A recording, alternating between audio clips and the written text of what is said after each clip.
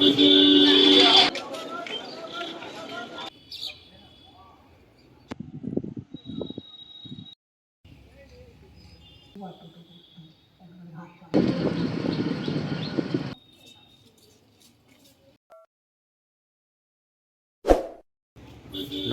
বন্ধুরা, আমি রজত।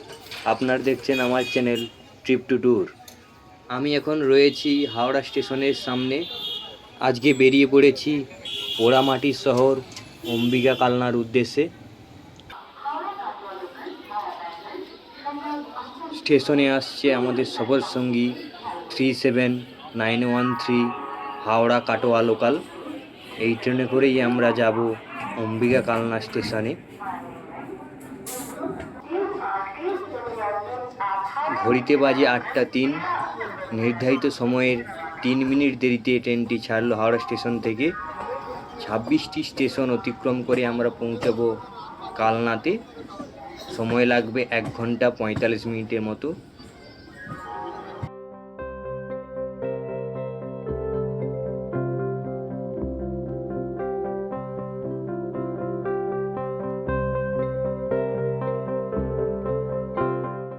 হাওড়া থেকে কালনা স্টেশন পর্যন্ত লোকাল ট্রেনের ভাড়া পড়বে 25 টাকা।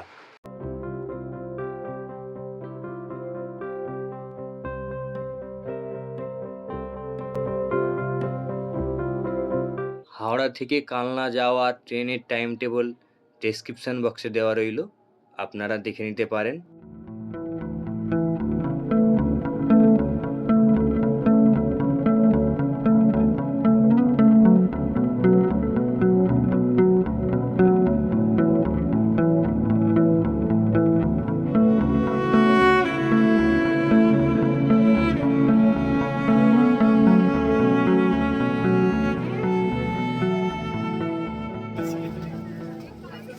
এখন বাজে 10টা 8।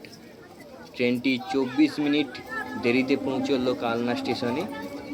ট্রেনটি আমাদের নামিয়ে দিয়ে ছুটে চলল কাটোয়া জাংশনের উদ্দেশ্যে।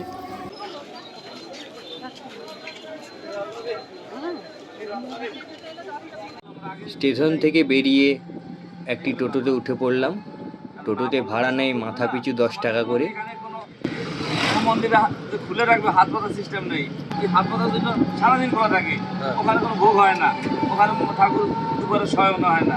আমাদের এখানে সব মন্দিরে দুপুরে শয়ন হবে। আর যারা পূজারী ওরাই এই মন্দিরের ভোগ চোখ যা হবে সেটাই খায় ওরা। এই হলো ব্যাপার। না বললে তো দেখা যাচ্ছে একটা। টোটোওয়ালা দাদুর থেকে কালনার ইতিহাস সম্পর্কে শুনতে শুনতে পৌঁছে গেলাম 108 শিব মন্দিরে।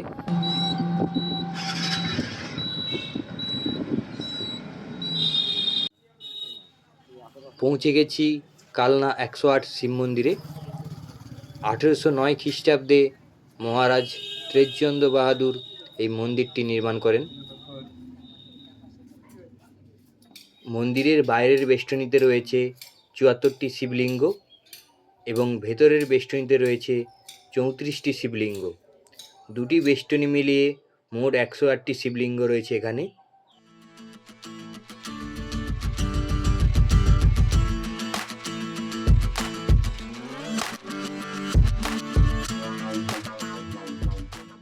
বাইরের বেষ্টনীতে থাকা 74টি শিবলিঙ্গের মধ্যে অর্ধেক রয়েছে কালো পাথরের শিবলিঙ্গ এবং আর অর্ধেক রয়েছে শ্বেত পাথরের।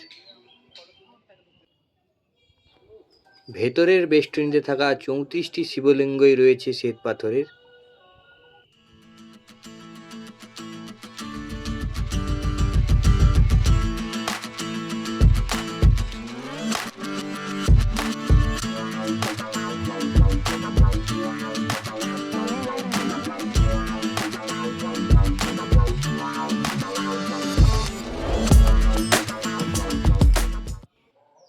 একশো আট শিব মন্দিরের ঠিক উল্টো দিকে রয়েছে কালনা রাজবাড়ি চত্বর।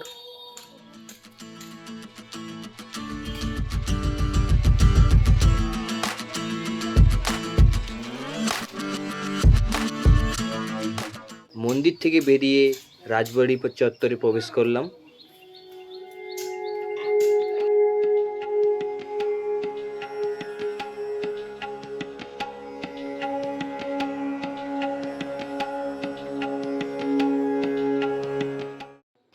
গেট দিয়ে ঢুকে প্রথমেই বাম দিকে রয়েছে প্রতাপেশ্বর মন্দির।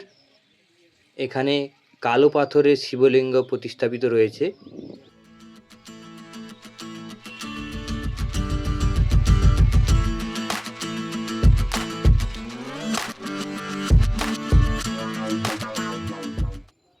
তারপর একটু এগিয়ে গেলেই পড়বে খোলা রাসমঞ্চ। এই মঞ্চটির ওপর খোলা, কোনো ছাদ নেই।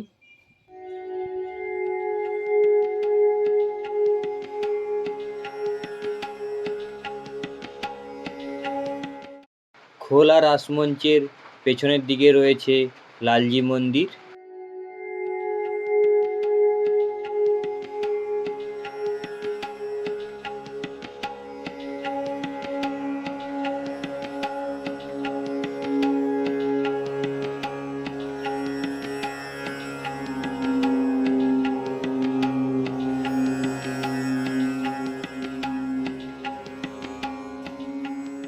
মন্দিরটি 25 চূড়া বিশিষ্ট, যার নিদর্শন খুবই কমই দেখা যায়। মন্দিরটি বাংলার পোড়ামাটি শিল্পের অসাধারণ একটি নিদর্শন।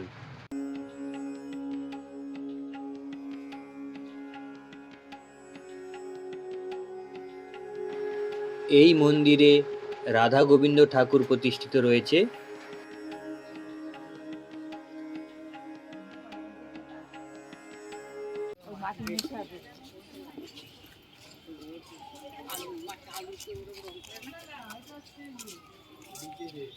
তারকেশ্বর যেতে গেলে আলু রং করা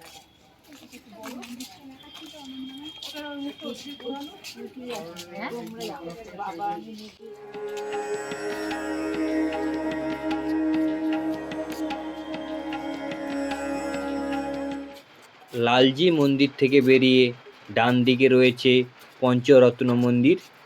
এখানে 5টি শিবের মন্দির রয়েছে।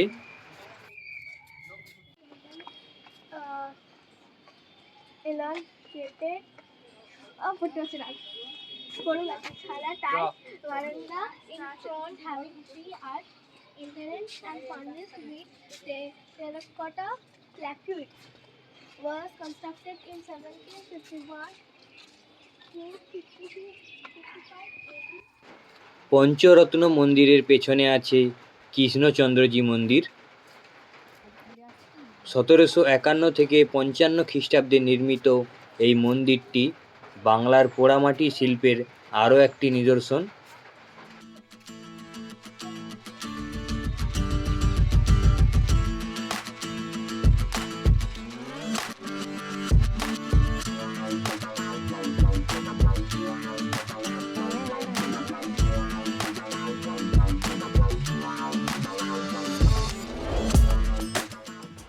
এই মন্দিরে রাধাকৃষ্ণ ঠাকুরের মূর্তি প্রতিষ্ঠিত রয়েছে। একদিনের ছুটিতে আপনারা বাংলার পোড়ামাটি শিল্পের নিদর্শনগুলি এসে দেখতে পারেন। আশা করি ভালোই লাগবে। তো বন্ধুরা, ভিডিওটি কেমন লাগলো? যদি ভালো লেগে থাকে লাইক, শেয়ার, কমেন্ট ও সাবস্ক্রাইব করতে ভুলবেন না।